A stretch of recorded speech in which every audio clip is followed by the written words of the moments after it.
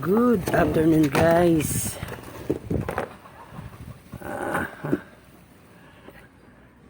Kung nakikita nyo yung ating mga isda na yan, no?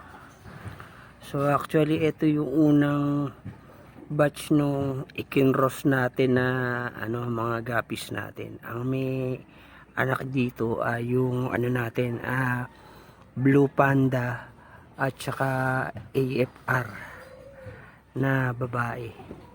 Pero inaano ko kasi dapat pagka yung cross mo ng kulay, yung red at saka blue, dapat yung lalabas ba green. Pero most of na nila ayan o, parang red orange at saka yellow orange yung nakikita ko na mga kulay ng tail nila. Pero ang napansin ko lang dito sa mga nila, body nila, kahit sa dito natin tignan sa may iyan, sa ibabaw guys,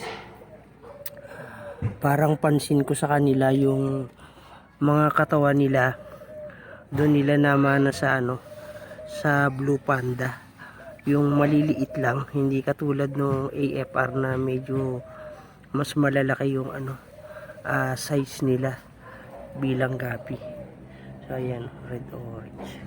So ewan ko lang yung sumunod rito na batch na inilabas kung meron tayo makukuha na ibang kulay.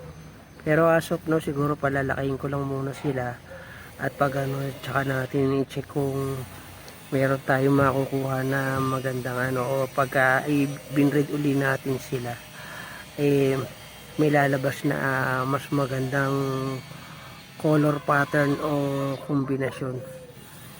So ayan, so update ko lang kayo din sa unang batch natin ng kinross natin kung ano yung lumabas na kulay, although hindi yung kulay na ina-expect natin. So magbabago pa naman to ibang mga pattern nito kasi ngayon pa lang naglalabasan, hindi pa sila lahat ganun fully develop yung mga kulay nila. So pagka update ko kayo rito guys. So ayan, maraming salamat sa panonood. Thank you for watching. God bless at happy fish keeping.